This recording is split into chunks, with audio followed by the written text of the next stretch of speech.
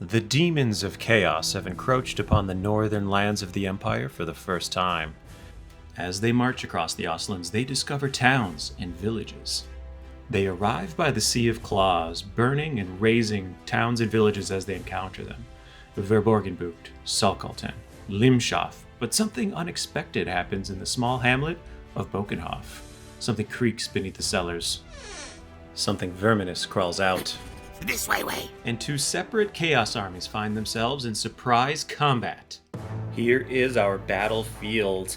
These Daemons of Chaos have encroached upon the hamlet of Bokenhof, and there have been surprised to find Skaven spewing from outside of spewing from underground of the ancient dilapidated structures.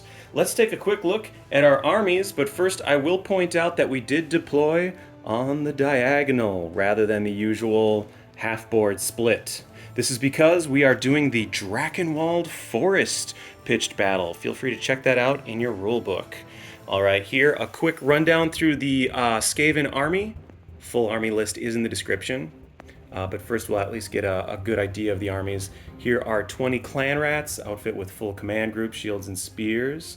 Next to them is their weapons team, a warp flame thrower who will shoot gouts of green warp flame. Next to them, rat ogres. Rat ogres are being prodded by a master molder. He calls the shots from the back line. And next to them we find the general of this army. This general is a Seer. He's a level 4 battle mage. But why did we choose to use the engineer model instead of the Seer model? It's because he's equipped with a warp condenser, and we're pretending that that's what's on his back right there. So the warp condenser is going to empower his magic missiles and allow him to disrupt battle magic or magic from the other army. Here, let's go check out the rest of the Skaven army.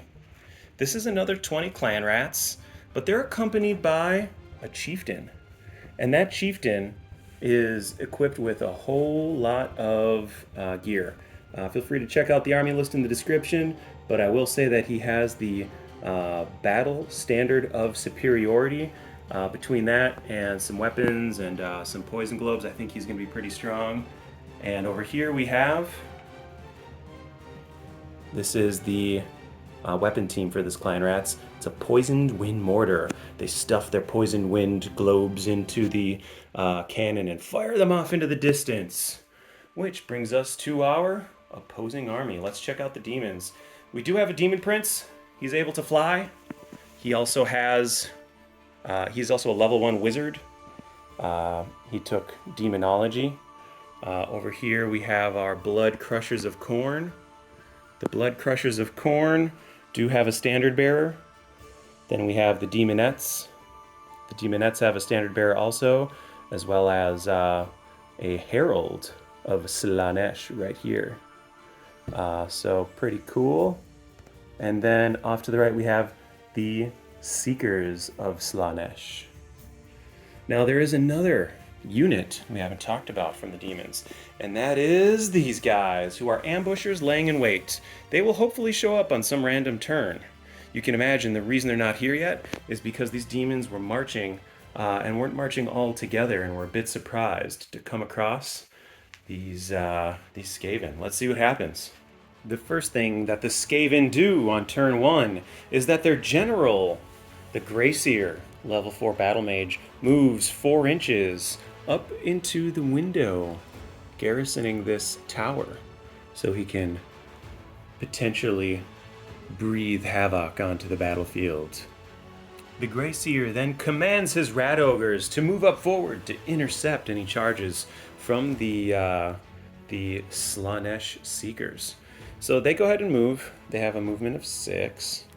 Now these hay bales that they're moving alongside are not substantial enough to impact battle, so they're purely decorative for the purposes of game. The Clanrats off to the side decide to move forward in order to goad the enemy Seekers of Slaanesh into potentially making a bad charge. So they only come forward this far. And that is all. Here goes the Warp Flamethrower. getting a nice shot on the opponents in the distance.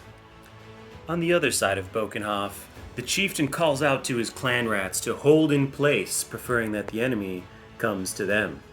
Let them do the hard work while we shoot them down.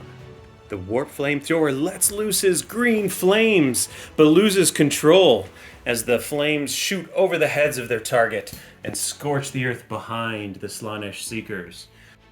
The Skaven General Seer sends off a fireball after summoning the winds of magic. The opposing general is too far away to dispel, and so fate itself attempts to dispel and fails. The fireball goes off. 3 of the Daemonettes are hit by the fireball.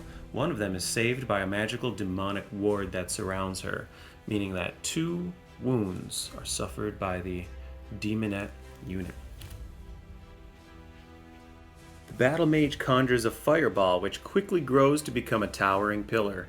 Loosed from their grasp, it advances towards the enemy. This is now difficult terrain between the impending Daemonettes and our Skaven forces. The demons, turn 1. The first thing that happens at the start of the demons phase is that the swirling vortex, the pillar of fire, moves 6 inches, controlled by the Seer of the Skaven. It moves right up to the lip of our sandwiched Seekers of Slaanesh. They're stuck behind the pillar of fire. It did not quite touch them though, so they're not taking any damage in this moment. Seething with rage, our demon prince wishes he could dispel. The demon forces, Bloodcrushers of Khorne, located here, go charging forward toward the Skaven armies to the right.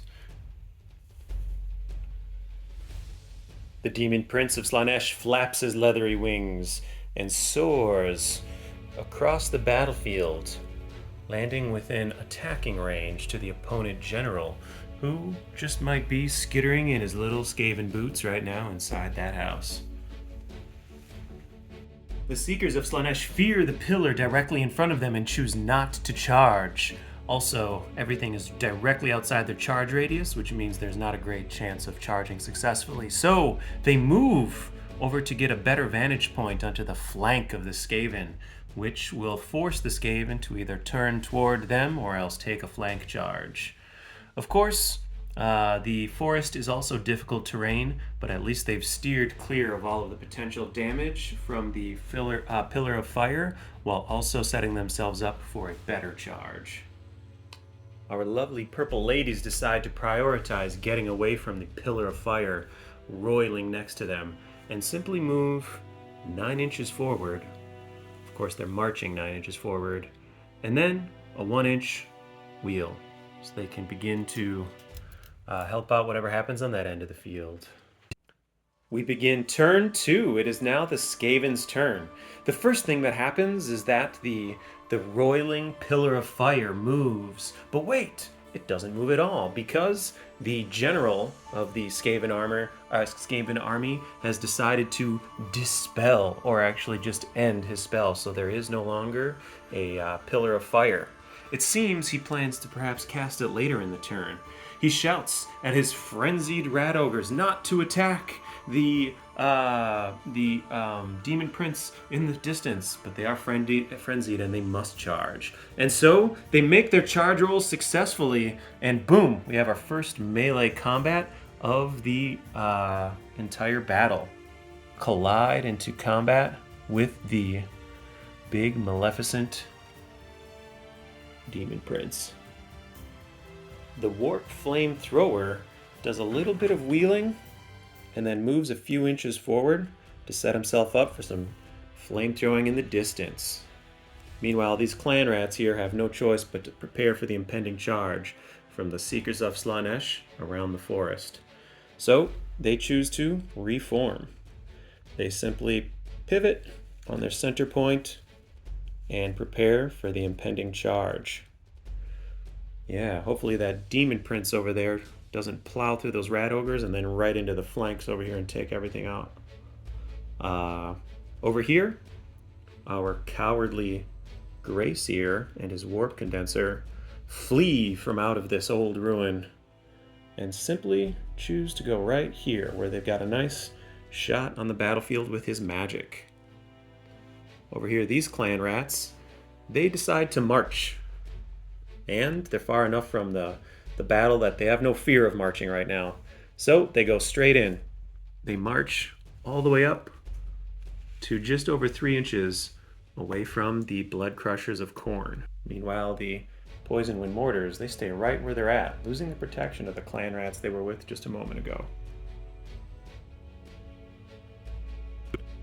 As the Battle Mage's allies march into combat, he casts Arcane Urgency, and time around his marching allies begin to slow, allowing them to cover short distances or even long distances in the blink of an eye.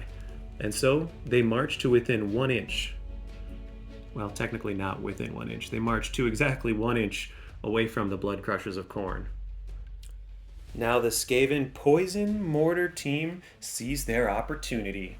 They launch up into the air a big foul payload into the heads of the Bloodcrushers of Khorne. But, of course, the wind scatters that, and it lands instead onto the heads of 6 of their ally Clanrats.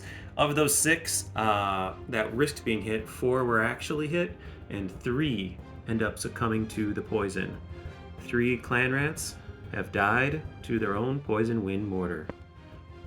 The next to shoot on the Skaven team is the Warp Flamethrower, who sends out a flame that gets boosted 10 inches. He shoots it farther than he even anticipated and ends up striking all 3 of the Bloodcrushers of Khorne. These Bloodcrushers are very hardy. They have heavy barding armor and 5-up ward saves for being demonic, and so only one of them ends up taking a wound. So this model is down to 2 wounds. Next up, the Grey Seer attempts to cast Fireball, and he succeeds. The Fates attempt to dispel that Fireball, but they fail. And a whopping 10 fire hits. Just an absolute behemoth of a fireball erupts into the faces of these Bloodcrushers of Khorne. In total, they take 8 out of the 10 hits go through their toughness, and then it goes down to 4 make it through their armor. And they do not get their ward saves because it is a magical attack. So, this Bloodcrusher is defeated, and this Bloodcrusher on the far right is down to 1 wound. The Grey Seer then launches off using his Warp Condenser on his back, his it's called Warp Lightning Magic Missile, which does hit with 2 strong hits on these Bloodcrushers of Khorne, but it fails to get through their thick hides. Their toughness just stops the lightning right in its tracks. And finally, the Grey Seer begins chanting the arcane words of Pillar of Fire. As he casts this up, it is dispelled by the Demon Prince who's within range to dispel. He conjures up all of the winds of magic to fight against the Pillar of Fire until he realizes at the last moment he had just not quite enough dispelling power, losing the roll by only 1. We have ourselves a Pillar of Fire that springs forth from the ground directly between the rats and the demons. The final shot fired during the turn 2 for Skaven comes from the Chieftain, who's equipped with a Death Globe. He lobs it up into the air over the heads of the Bloodcrushers of Khorne, centered onto the Standard Bearer.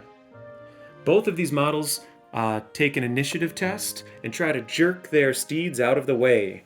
While the one on the left is successful, the Standard Bearer is not and takes 1 wound of damage. So we'll put that right here. Next, we resolve the battle between the Demon Prince and the Rat Ogres, led from behind by their master Molder. Thanks to their charge, the Rat Ogres are able to attack simultaneously with the quick strikes from the Demon Prince. All of these blows land at the same time. The Rat Ogres attack 8 times, and of those 8 attacks, 2 of them actually make their way through all of his toughness and armor and wards, so that he has 2 wounds left. Meanwhile, the Master Molder behind did try to strike, and he failed. he had killing blow on that thing's catcher, and if he had poked this thing, he might have actually killed the Demon Prince in one blow. But the Demon Prince still stands.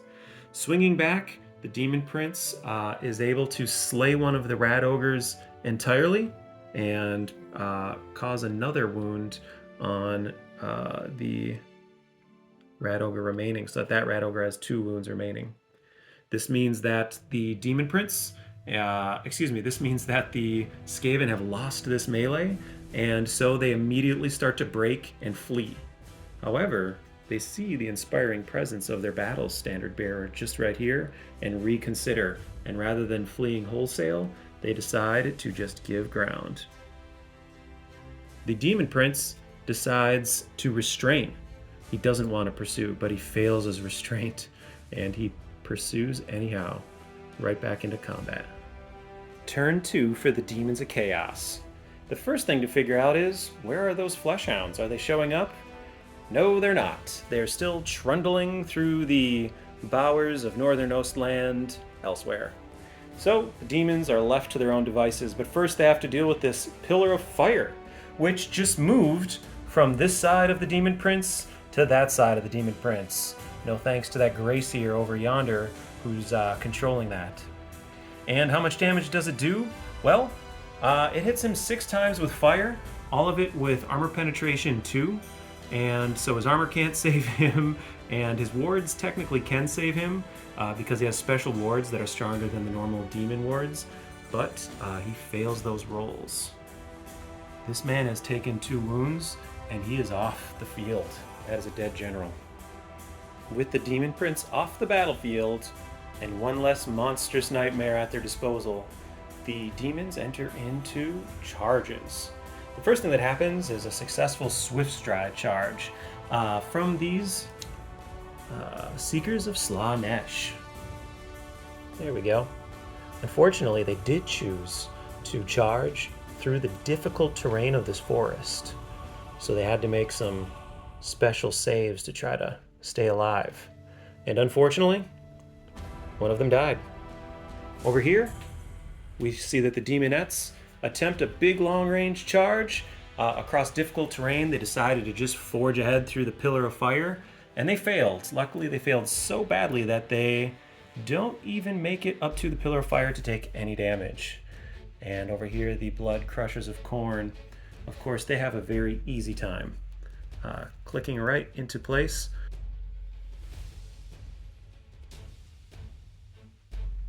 The Seekers of Slaanesh and the Clanrats that are currently in combat with them. First, of course, the Seekers of Slaanesh combat first, or they swing first because they had such initiative. They swing twice each for a total of 8 attacks. Plus, they actually have a Heartseeker among them who attacks an extra time. So 9 attacks are put into these rats, and 4 of them become wounds. Oh, except for 1 who saves himself with a shield. So 3 ultimately perish. After that, the Steeds of Slaanesh begin their attacks.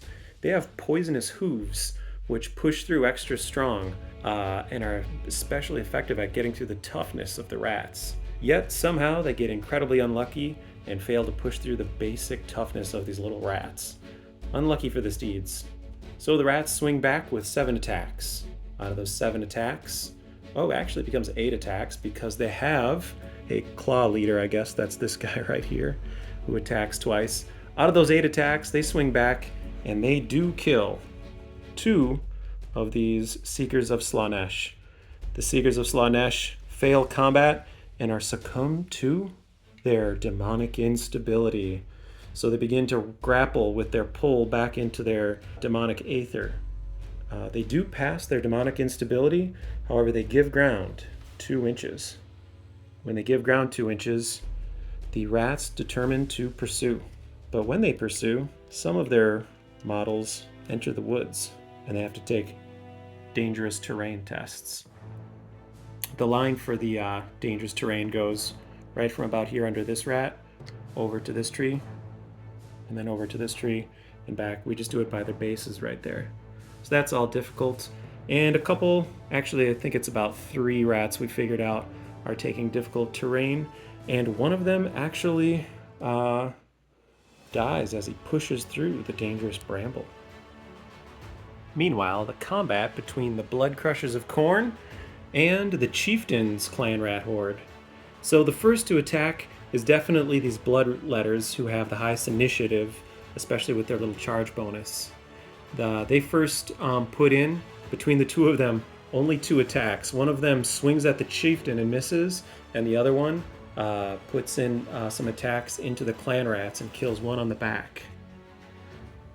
Next up is our Chieftain. Our Chieftain attacks a total of 5 times. He's attacking with an additional weapon plus a Berserker blade. He puts those 5 attacks into these 2 Bloodcrushers of Khorne who are heavily armored. These guys have a 4-up armor save. These guys have their ward saves. Unfortunately, their wards don't protect them from the magic attacks of the Berserker blade. And so, not only does this Bloodcrusher of Khorne die, but this one is left with only 1 wound on him. His steed is left to attack with his brass hooves, and that steed has a legitimate chance of killing the Chieftain, and he misses both of his swings.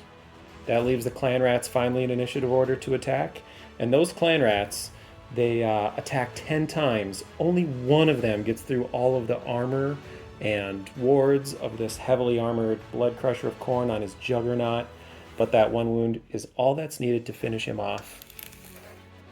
The Chieftain, leading his Clanrats, helps them to pass their reformed leadership check, and they restrain and reform, just like so.